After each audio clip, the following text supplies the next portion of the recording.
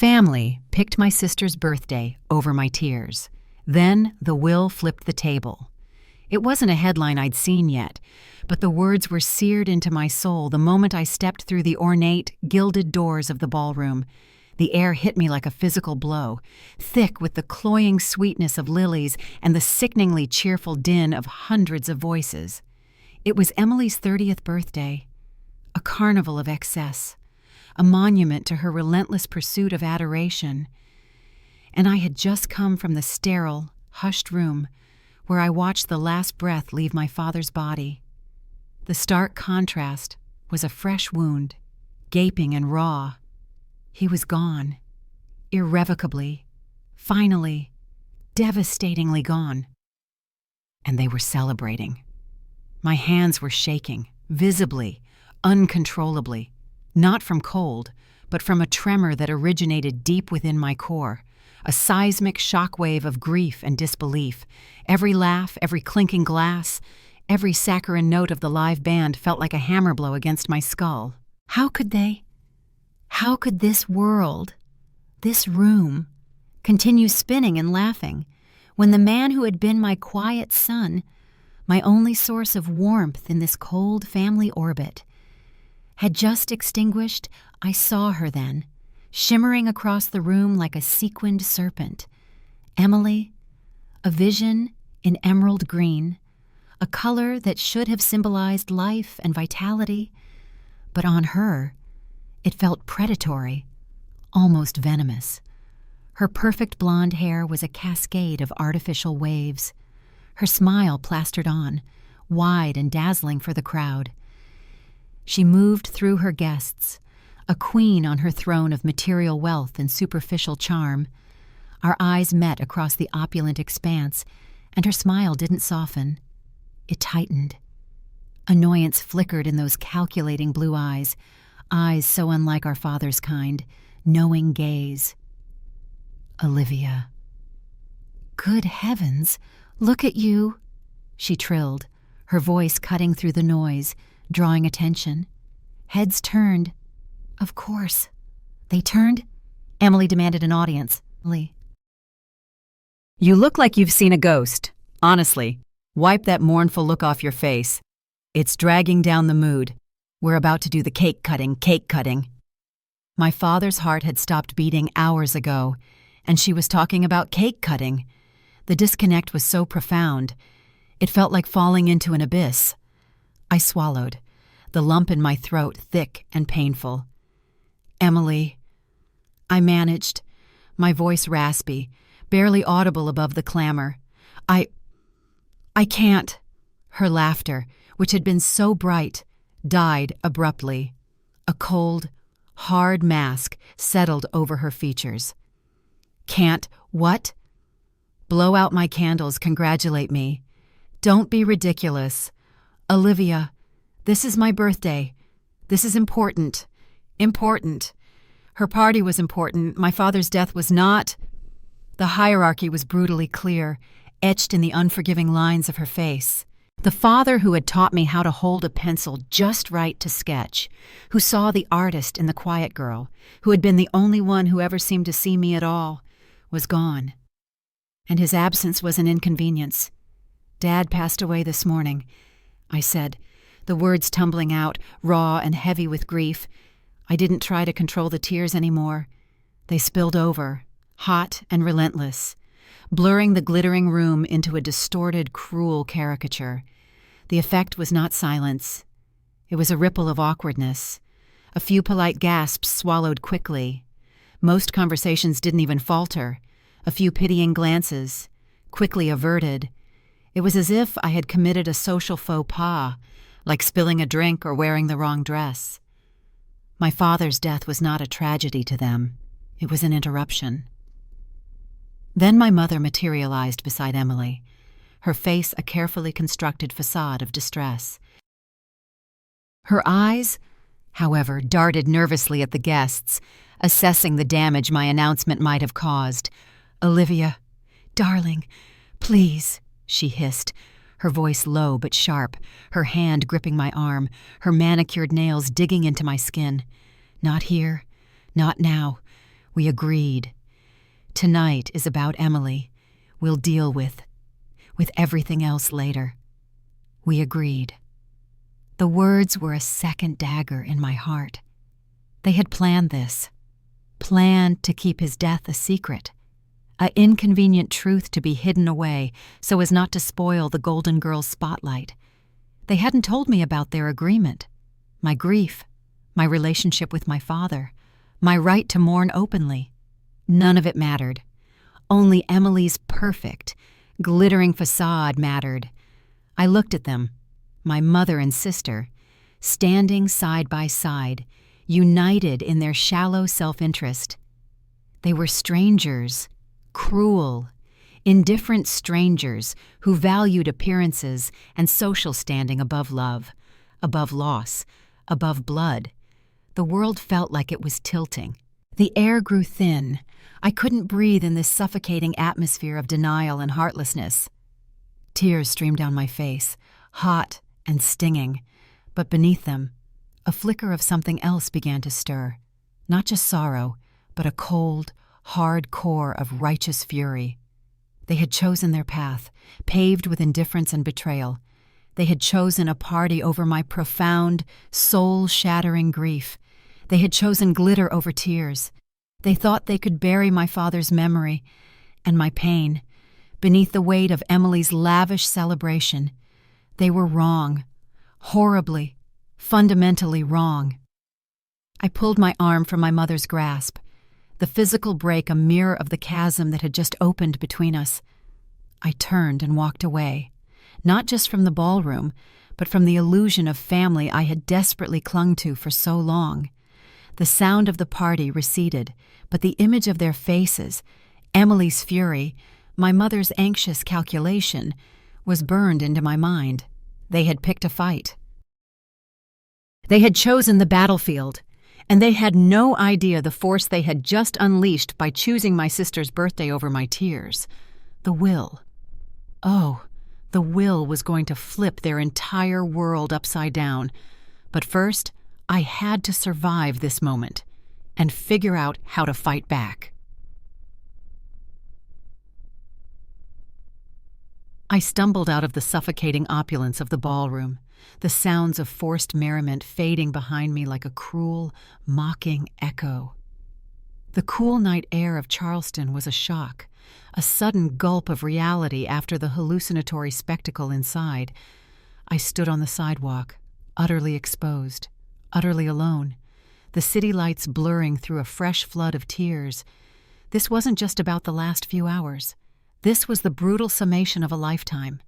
This raw, public abandonment was the final, crushing weight in a slow, deliberate process of being erased. My name is Olivia Carter. I am 28 years old, and I build worlds.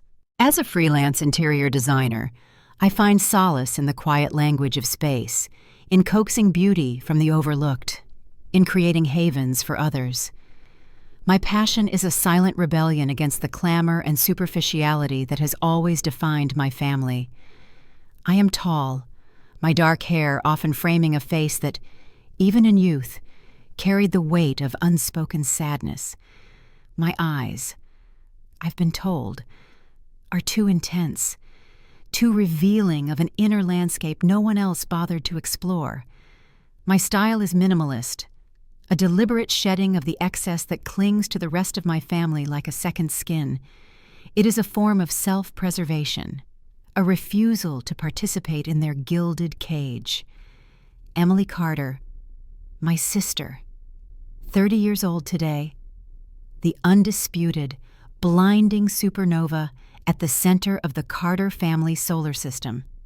Her world is a relentless performance of curated perfection, high-end fashion, glittering parties, the relentless pursuit of social validation.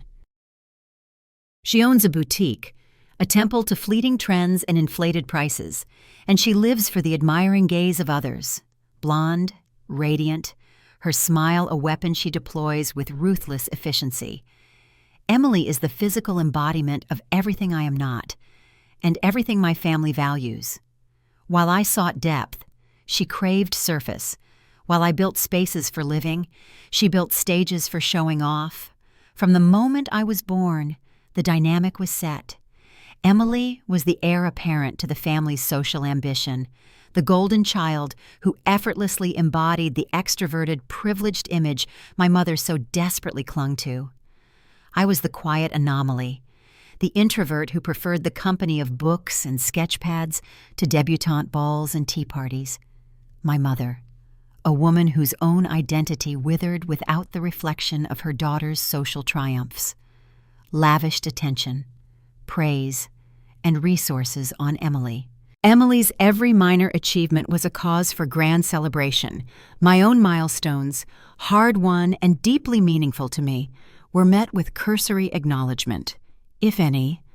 "Lovely, dear," my mother would murmur, her eyes already scanning the room for someone more important than her younger daughter. My father was the singular exception, the only crack in their impenetrable facade. He was a man of sharp intellect, the architect of the family fortune, often distant, often lost in his own world of business. But he saw me. He didn't just look, he noticed the way my hand felt natural holding a charcoal stick, the way my eyes lingered on the structure of buildings, the depth of feeling I poured into my designs. He didn't dismiss my passion as a girly hobby. He nurtured it. He bought me books on design history, took me to architectural sites, discussed the philosophy of form and function with a seriousness he reserved for his business ventures. He understood my quiet nature wasn't shyness, but a different way of processing the world. He told me my sensitivity was a lens, not a weakness. While my mother and Emily debated the merits of designer handbags, my father and I would lose ourselves in conversations about line, composition, and the soul of a space. He was my anchor, my sanctuary, the one person who made me feel less like an alien in my own home. Our birthdays were always a stark illustration of the family hierarchy. Emily's were headline events, dripping with luxury and a meticulously curated guest list. Mine were quiet affairs, easily rescheduled if a more socially advantageous opportunity arose for Emily. I still remember the sting of my 16th birthday. My small party abandoned so my mother and sister could attend some exclusive gala. My father, seeing the devastation on my face, quietly took me out for dinner and presented me with a first-edition design book that felt like a sacred text. That was our bond. Unspoken, profound, a shared understanding forged in the silence between their demands. The tension in our family wasn't loud arguments. It was the constant, suffocating pressure of being overlooked, of existing outside the spotlight that Emily so relentlessly occupied. She viewed my very existence as a competition, my quiet successes as deliberate attempts to overshadow her. Her barbs were subtle but sharp, delivered with a sweet smile. "Oh, your little design projects are just precious," she'd coo, twisting the words into weapons. My mother, complicit in Emily's narrative, would sigh and urge me to be more sociable, more approachable, code for more like Emily. So, standing on that street, shivering despite the humid air, the events of the night felt less like a sudden tragedy and more like the inevitable, brutal crescendo of years of emotional starvation. My father, the only one who offered sustenance, was gone. And in their grotesque parody of grief, or rather, their absolute refusal to grieve, my mother and sister had ripped away the last pretense of familial love. They hadn't just ignored my pain, they had actively weaponized it, demanding I suppress my sorrow for the sake of their performance. They had chosen the glittering, hollow facade of a party over the raw, sacred space of death. The betrayal cut deeper than just tonight. It was the accumulated wound of a lifetime of being second best, of being the forgotten daughter. My father was gone, and the two women who shared his blood, who were supposed to be my refuge, had abandoned me in my darkest hour.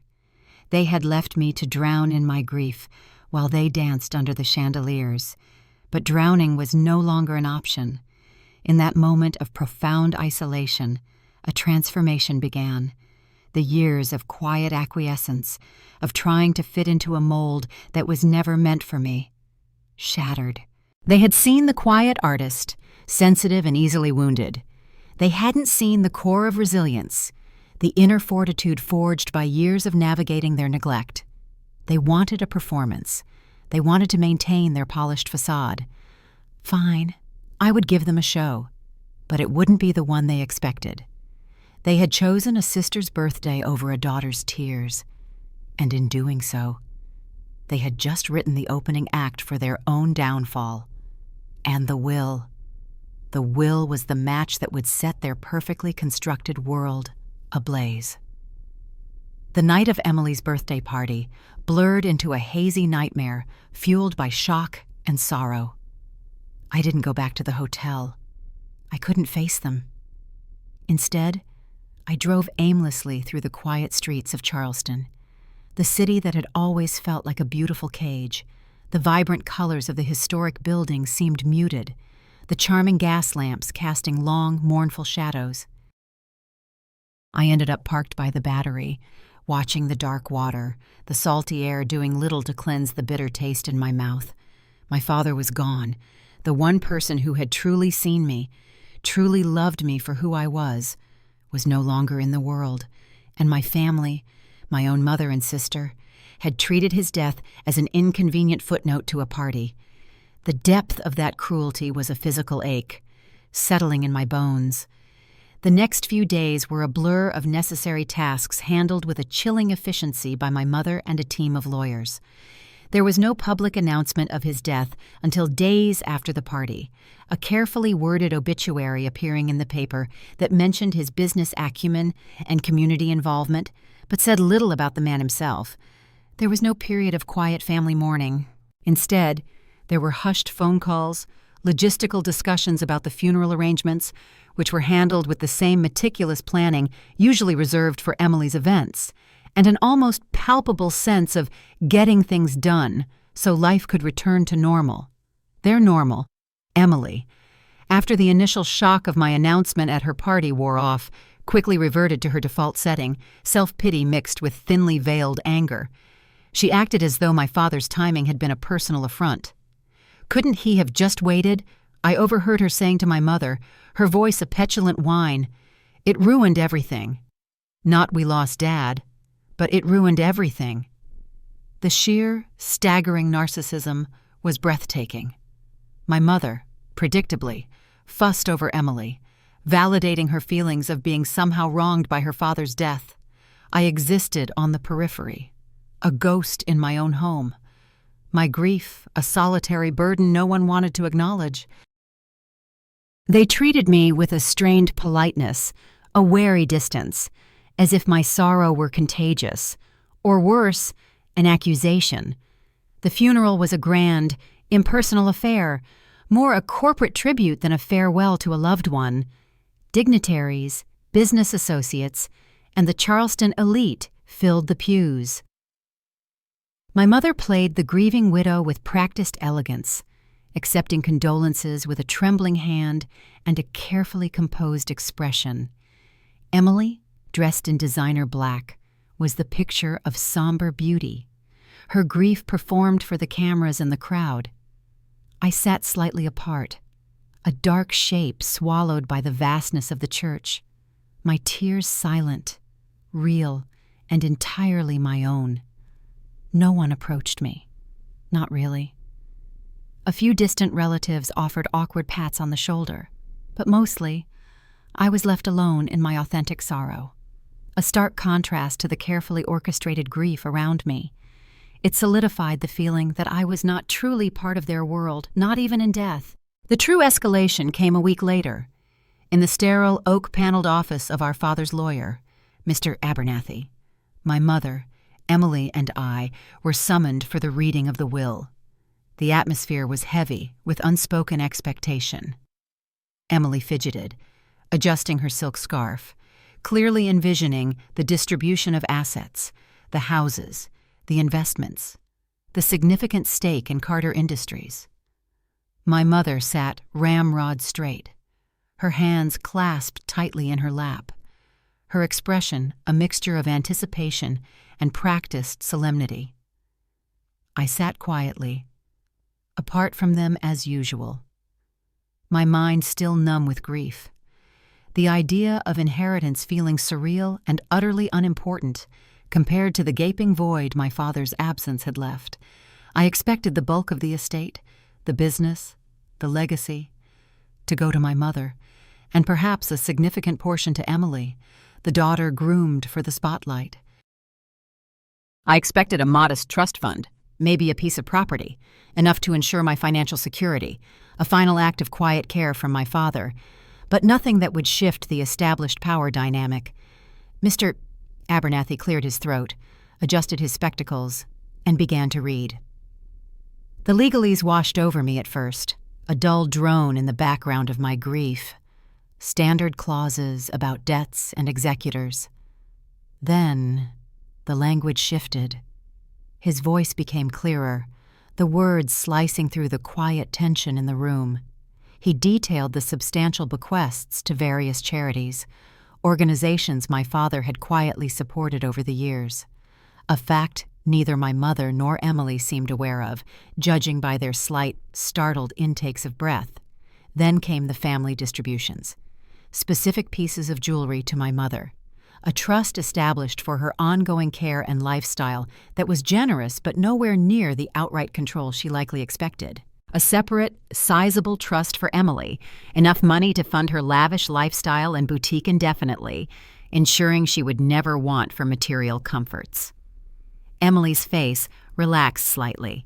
This was more in line with her expectations. My mother, however, still looked tense. The primary assets hadn't been mentioned yet. Mr. Abernathy turned a page. He adjusted his glasses again.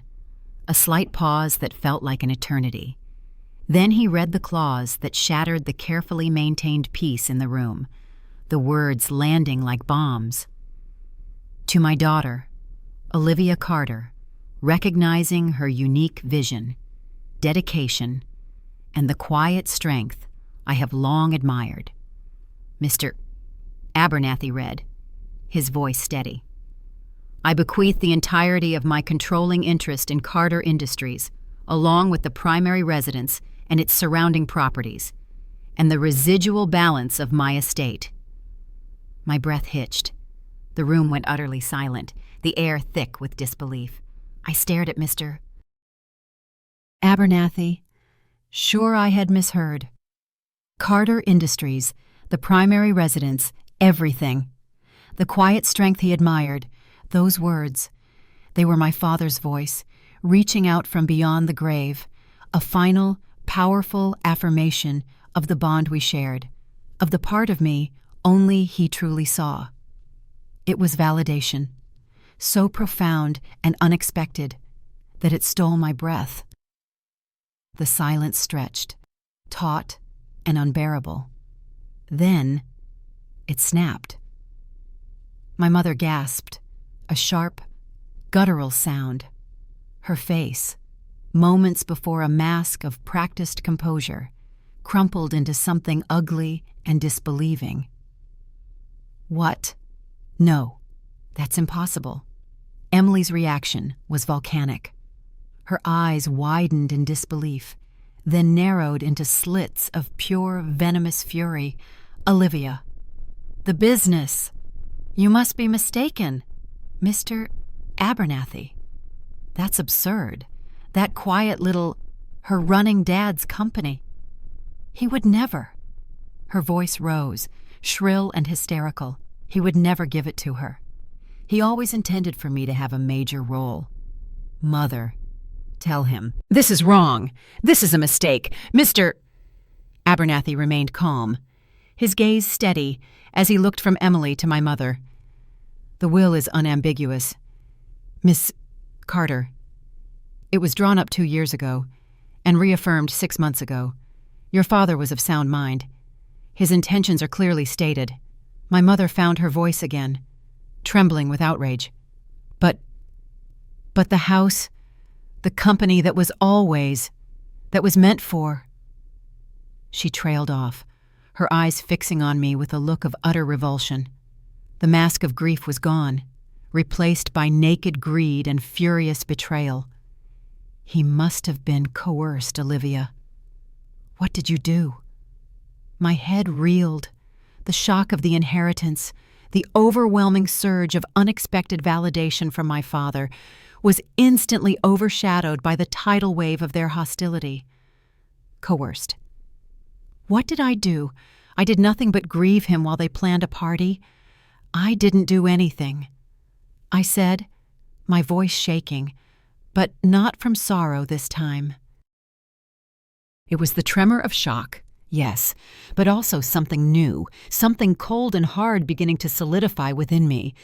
Emily lunged forward, half out of her chair, her face contorted with rage, all traces of the glamorous socialite gone. You manipulative little witch! You preyed on him. You probably sweet-talked him, got him to change things. How could you? How dare you steal what's rightfully ours? Steal, I echoed, the word feeling alien in my mouth. It wasn't stealing. It was a gift, a legacy from the only person who believed in me. Their reaction wasn't just about the money or the power. It was about the fact that I, the overlooked, quiet one, had been chosen over Emily, the golden child, chosen over my mother, the woman who had always controlled the narrative. This wasn't just financial loss for them. It was an existential threat to the story they had built their lives around. The air in the room crackled with animosity. Their faces, usually so composed and polished, were ugly with fury and disbelief. They looked at me not with sorrow for our shared loss, but with pure, unadulterated hatred. The indifference they had shown my grief just days ago had morphed into something far more dangerous. They saw me not as their daughter or sister, but as a thief who had stolen their birthright. In their eyes, I had gone from being invisible to being the enemy. The table hadn't just been flipped, it had been smashed to pieces, and the shards were flying, sharp and deadly. And I was standing in the middle of the wreckage, the sole inheritor of not just my father's fortune, but the full, unadulterated force of my family's wrath. The lawyer's office became a battleground in an instant. Their initial shock evaporated, replaced by a storm of accusations and raw, ugly rage. My mother's face was a mask of furious disbelief, contorted in a way I'd never seen before. She wasn't the composed society woman anymore. She was a viper, hissing about manipulation and injustice. Emily was worse. Her beautiful features twisted into a mask of pure hatred, spitting venomous words about stealing and betrayal. They didn't just question the will. They attacked me, personally, tearing at my character, attributing motives I couldn't even comprehend. They saw me as a schemer, a con artist who had somehow preyed on my father's grief or weakness, the very man whose death they had dismissed just days before. "You knew about this, didn't you?" Emily shrieked, her voice echoing off the paneled walls. "You plotted this while we were planning his memorial. You were probably congratulating yourself." "That's enough, Emily!" "Mr. Abernathy said firmly, though his attempt to regain control was futile.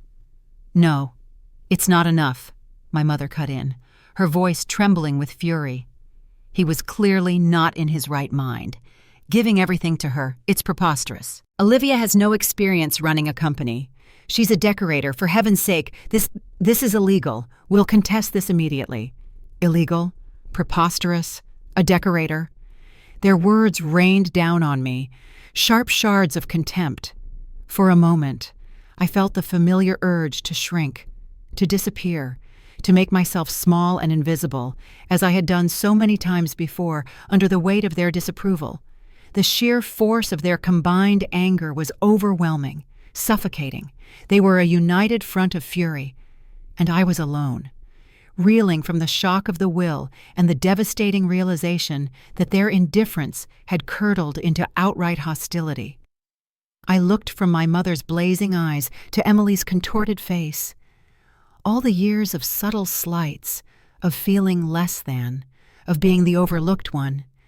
It all rushed to the surface, converging with the raw pain of my father's death and the bewildering weight of his legacy. They hadn't just dismissed my grief. They were now trying to erase my father's final, the most significant act of faith in me. They weren't fighting for his memory. They were fighting for what they believed was theirs. Mr. Abernathy calmly explained the legalities, how the will was ironclad, properly witnessed, recently updated. He stressed my father's mental acuity at the time of the signing, but they weren't listening. They were trapped in their own storm of greed and disbelief, their reality shattered by a piece of paper. As they continued their tirade, the noise began to fade, replaced by a quiet, internal hum. I looked down at my hands, clasped tightly in my lap, and saw my father's hands in my mind, strong, capable hands that could sketch intricate designs or sign million-dollar deals, hands that had gently guided my own as he taught me to draw. He had chosen these hands, this mind, this quiet strength he spoke of in the will, to carry on his work, his legacy. He hadn't made a mistake. He had made a choice, a deliberate, considered choice to trust me. And what had I done with that trust for years? I had passively accepted my place as the quiet, less important daughter. I had let their dismissiveness define me. Their lack of belief shape my expectations. I had lived in their shadow, not because I had to, but because it was easier than fighting for my own light. But my father had seen that light. He had placed a monumental trust in it. To shrink away now, to let their fury and greed overturn his final wishes, would be a betrayal of him, and a betrayal of the person he believed I could be. Emily was now pacing, raking a hand through her perfect hair. "We'll expose you, Olivia. We'll tell everyone you're unstable. You're incapable. Dad must have been delusional. We'll have the will thrown out. We'll make sure you never see a penny of this," my mother added, her voice regaining some of its icy control, though her eyes still blazed. "You think you can just waltz in and take everything? You're nothing without us." Olivia, nothing. Nothing. That word hung in the air, heavy with years of unspoken judgment. Nothing. That was how they saw me. That was how they had always seen me. A disposable accessory to their perfect family portrait. A quiet inconvenience. But my father hadn't seen nothing. He had seen potential, integrity, a unique vision.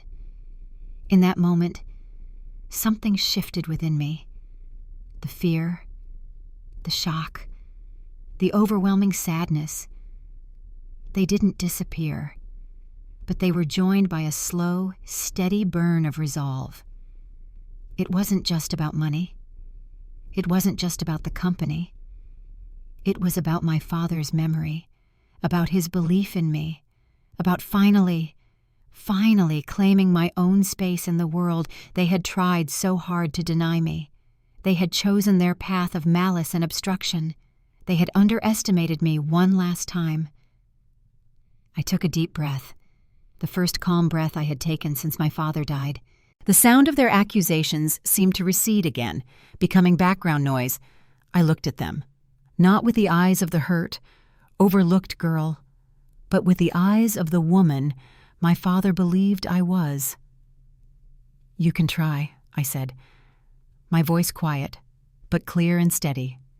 It was the first time I had spoken since their outburst, and the unexpected calm in my tone seemed to momentarily stun them into silence. My mother narrowed her eyes. "Try what?" "Try to contest the will," I continued, meeting her gaze directly. "Try to slander me. Try to prove Dad wasn't in his right mind when he wrote that he admired my unique vision and quiet strength. The words from the will, read aloud by the lawyer, felt like armor. They were my father's final validation, a shield against their contempt. Because I won't let you disrespect his memory by claiming he was senile or coerced, and I won't let you take away the legacy he entrusted to me," Emily scoffed, a harsh, grating sound. "You think you can stop us? You're a naive fool. Olivia, you know nothing about running a business like Dad's." "Maybe not yet," I conceded, my voice still calm, but I learned quickly. And I had a good teacher. My father. The best teacher. He didn't give me Carter Industries because he thought it would be easy. He gave it to me because he believed I was capable. Capable of learning. Capable of leading. Capable of doing things differently. My mother laughed. A short, sharp bark of disbelief. "Different. You're different is hiding in corners and sketching pretty pictures. My different." I corrected. Standing up slowly, feeling the strength returning to my legs, is seeing potential where others see only what's on the surface. It's building things that last, not just decorating a facade. It's about substance, not just show. I met Emily's eyes, holding her gaze for the first time without flinching. "Something you two know nothing about." "Nothing." The air crackled again, but this time it felt different. Their fury was still potent, but my own fear had dissipated, replaced by a cold, hard determination. I wasn't the victim anymore. I was the inheritor, the guardian of my father's legacy, and they had just shown me exactly what I was up against. They wouldn't back down. They would fight dirty. They would use every weapon in their arsenal. Their social standing, their influence, their willingness to lie and manipulate. But I wouldn't be shrinking away this time. My father's belief in me was a fire in my belly, burning away years of doubt. They had chosen a party over my tears. They had chosen greed over his memory. Now, I would choose to fight for everything he believed in, for his legacy, for my own worth. The turning point wasn't just receiving the will. It was the moment I looked into their hateful faces and realized that their animosity was the price of my freedom, the validation that my father's choice was not just right, but necessary. I walked out of that office, not as the grieving daughter or the overlooked sister, but as Olivia Carter, CEO, ready for war. Leaving Mr. T. Abernathy's office was like stepping from a pressure cooker into a freezing storm. The shock of their raw hostility lingered, but it was tempered by the unexpected strength that had surged through me. They saw me as weak, incapable, a temporary obstacle to be steamrolled. They had no idea that my father's final act had not only validated me, but armed me. I was no longer the quiet girl sketching in the corner. I was the steward of a legacy, a protector of the man who had believed in me. The days that followed were a whirlwind. I immersed myself in the world of Carter Industries. Mr. Abernathy, loyal to my father and seemingly relieved to see someone serious take the reins, became my guide. He helped me navigate the complex structure of the company, introduced me to key executives, some wary, some quietly supportive, and provided me with the legal framework necessary to assert my control. My mother and Emily, true to their word, immediately initiated proceedings to contest the will, citing undue influence and my alleged incompetence. Their lawyers sent threatening letters, demanding access to company financials and attempting to freeze assets. It was a full frontal assault, but I was no longer retreating. I spent hours in my father's office at Carter Industries, a space that had always felt imposing, but now felt like a sanctuary. I went through his files, his notes, trying to understand the man behind the empire. I discovered notebooks filled with his thoughts, not just on business strategy, but on the values he held dear: integrity, innovation, and a quiet commitment to quality. He wasn't just building a company, he was building something meaningful. And he trusted me to continue that. Their attacks intensified. Emily leveraged her social connections, subtly spreading rumors about my instability, my lack of business acumen, suggesting my father's decision was the result of a sad decline in his final years. My mother used her influence within certain circles, attempting to turn board members and longtime associates against me. They expected me to crumble under the pressure, to hand over the keys and retreat to my quiet life. They mistook my grief for weakness, my introspection for incompetence. They didn't understand that my quiet strength wasn't the absence of force, but the presence of deep conviction. The legal battle was draining, but the personal attacks were the most insidious. Every veiled insult, every condescending remark relayed through mutual acquaintances, was designed to chip away at my confidence. They wanted to isolate me, to make me doubt my father's judgment and my own capabilities, but each attack only hardened my resolve. They weren't just fighting for money. They were fighting to erase my father's last testament to my worth, and I wouldn't let them. The climax arrived abruptly, scheduled by their lawyers. A special board meeting was called, ostensibly to discuss the company's future amidst the legal challenges, but clearly orchestrated by my mother and Emily's allies on the board to challenge my leadership directly. It was set to take place in the main boardroom, a long, imposing room with a polished mahogany table that felt like a battlefield. The morning of the meeting, I dressed deliberately.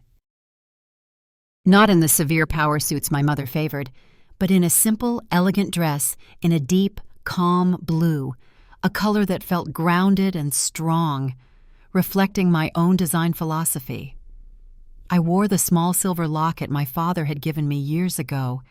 It was a small detail, but it felt like wearing his quiet support. I walked into the boardroom and found them already there. My mother, seated at the head of the table, looking imperious and determined, flanked by two lawyers. Emily sat beside her, a picture of poised aggression, a tight, fake smile plastered on her face. Several board members were present, their expressions ranging from uncomfortable to openly hostile. The air was thick with anticipation, a silent challenge hanging in the room. My entrance seemed to catch them slightly off guard. They had perhaps expected me to look nervous, overwhelmed. Instead, I walked with a steady gait, my head held high, and took my designated seat, the one opposite my mother, the seat my father had occupied. The meeting began with procedural formalities, quickly dispensed with. Then, one of the board members, a man known to be particularly close to my mother, cleared his throat. "Ms. Carter," he began, his tone dripping with condescension. "While we respect your father's wishes, there are significant concerns about the stability and direction of Carter Industries under your leadership. Your background, while admirable in your field, does not align with the demands of running a corporation of this size and complexity. It was the opening they needed." My mother leaned forward. "Olivia, dear, we understand this is difficult for you," she said, her voice falsely sympathetic. "But you must see reason. The company needs experienced guidance." Emily has been involved in business for years. She has the temperament, the connections.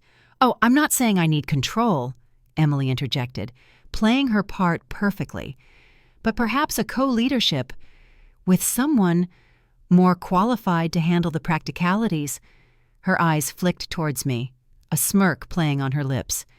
She wanted to control the business, of course, but she also wanted to see me admit I couldn't do it alone, to be forced to share power with her.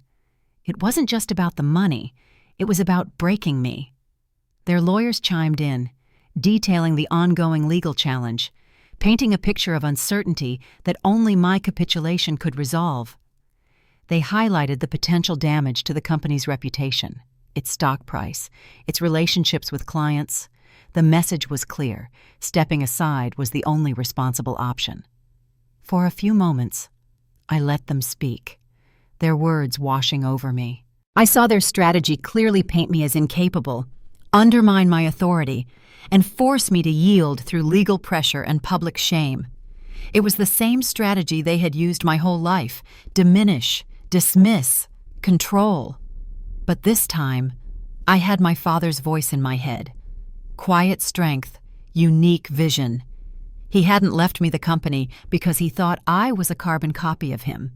He had left it to me because he believed I would lead it in my own way. I waited for a pause. Then I spoke. My voice was calm, steady, and carried authority I didn't know I possessed. "Thank you for sharing your concerns," I said, addressing the board members directly, deliberately bypassing my mother and Emily. "I understand that some of you may have reservations about my experience. It's true. I haven't run a corporation before, but I have spent my life building things, creating spaces, understanding how form and function work together to create something lasting." I turned to face my mother and Emily, meeting their hostile stares head on, and while my sister was focused on the surface level of fashion and social events. I continued, my voice gaining a quiet intensity that silenced the room. I was learning from our father. He didn't just teach me about design, he taught me about integrity, about seeing the potential in what others overlook, about building a foundation before adding the embellishments. Emily opened her mouth to interrupt, but I didn't let her. "You question his state of mind when he wrote this, Will," I challenged, my gaze sweeping across the board members and landing back on my family. "He wrote it when he was clear-eyed, when he was thinking about the future, about who best embodied the values he built this company on. He didn't choose the person who was loudest or the one most focused on appearances. He chose the person he believed had the integrity, the vision, and yes, the quiet strength to lead." I picked up a file I had brought with me, not a legal document, but something far more personal. "You talk about his wishes," I said, opening the file, his real wishes, the things he cared about beyond the bottom line. I began to read excerpts from my father's private notebooks, passages about his vision for ethical business practices, his plans for sustainable development, his quiet charitable work that had gone unnoticed by his family. His words, read aloud in the sterile boardroom, felt like a powerful presence, a counter-narrative to the greedy caricature my mother and Emily had painted. These were his priorities, I said, closing the file. Not just profit margins and social climbing. He believed in building something that mattered, and he entrusted that vision to me. I met my mother's eyes, then Emily's. "You claim to be protecting his legacy by challenging his will. But you are only exposing your own priorities, your own greed, your own contempt for the values he truly held." Emily's face was a mask of fury. "How dare you? You think you can just read some sentimental nonsense and—" "I dare because he trusted me to—" I cut in, my voice sharp now. "And because you have shown yourselves incapable of honoring his memory. You valued a party over his death. You valued money over his clear intentions. You want to talk about incompetence. Let's talk about emotional bankruptcy." The room was deathly silent. The board members shifted uncomfortably. My mother was pale, her carefully constructed facade finally cracking under the weight of her own exposed avarice. Emily looked as though she might physically lunge at me. "I will not step aside," I stated clearly, my voice ringing with finality. "I will not negotiate. I will not be intimidated. My father's will is his final statement of faith in me, and I will honor it. Honor. I will lead this company, upholding the values he believed in, and I will fight every attempt you make to undermine his legacy or my right to carry it forward." I paused, letting the weight of my words sink in. The legal challenges will be met.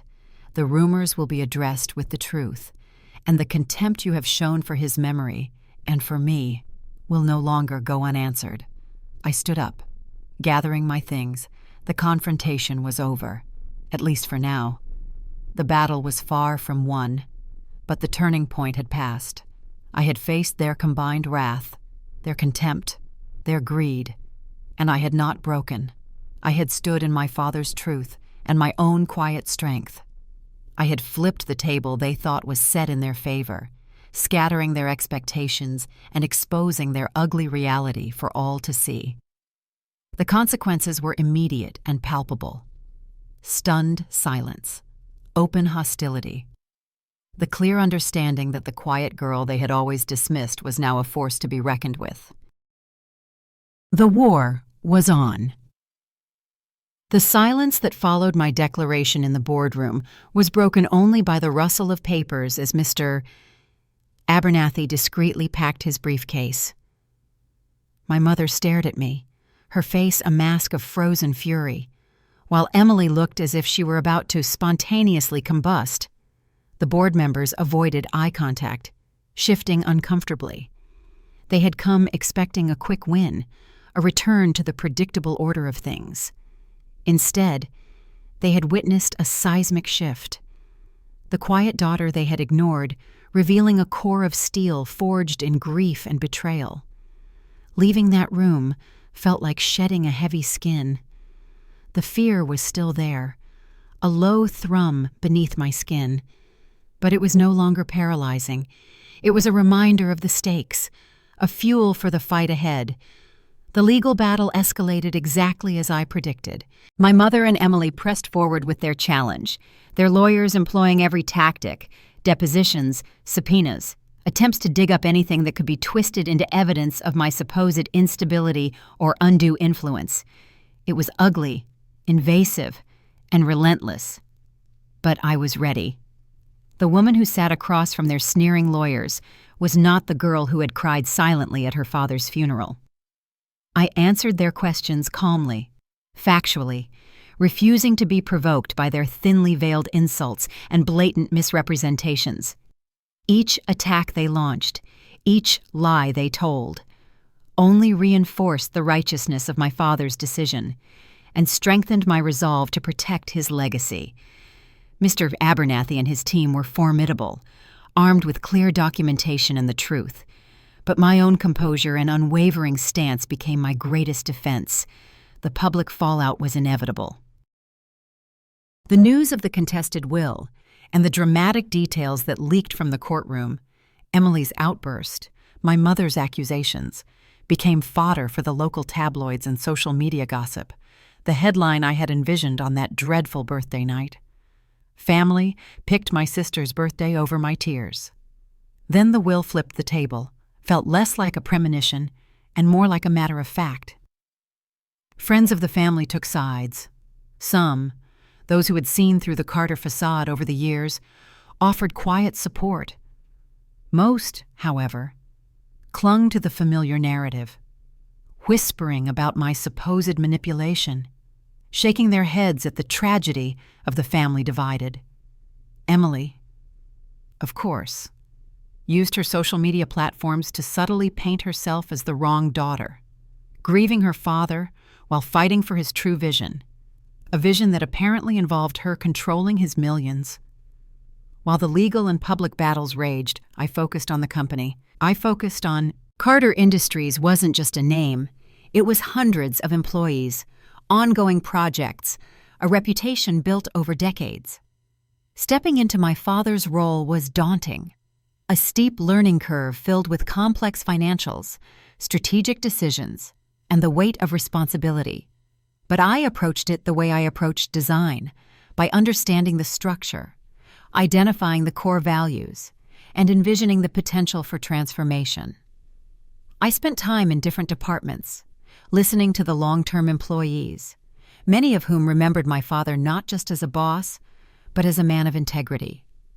I found a quiet satisfaction in learning the intricate details of the business, applying the principles of thoughtful design, form following function, building on a strong foundation to the corporate world.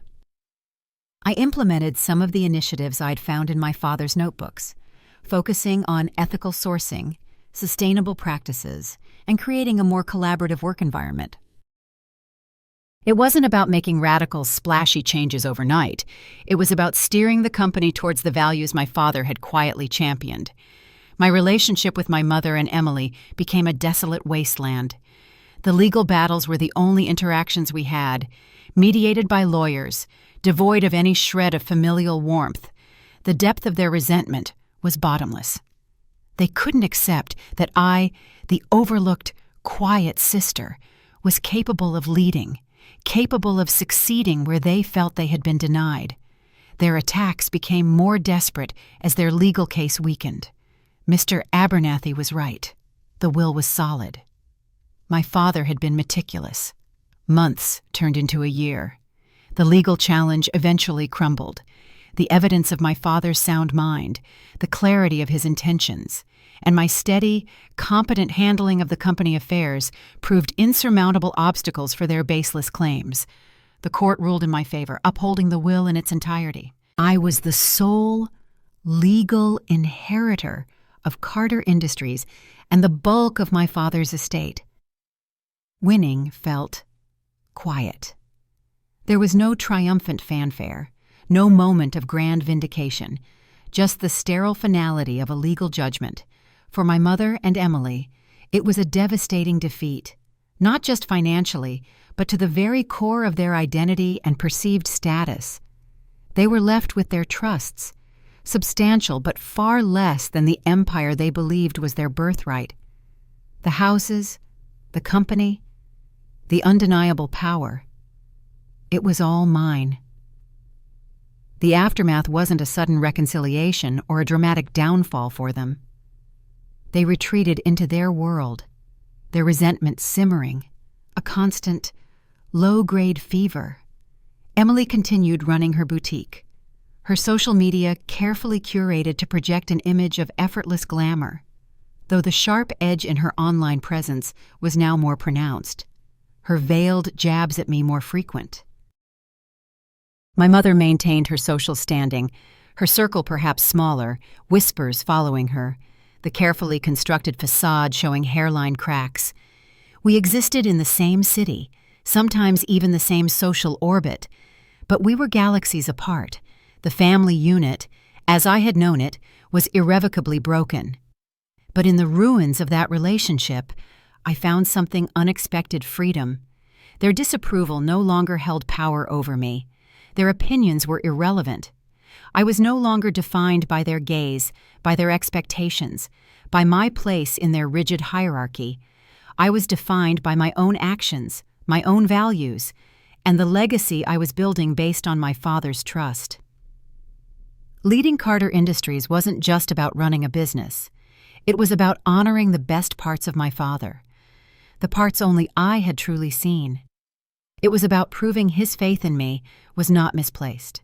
It was about building something real and lasting, something with integrity, something that mattered beyond the glittering surface.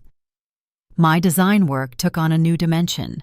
I started incorporating principles of sustainable design into Carter Industries projects, creating a new division focused on ethical building practices.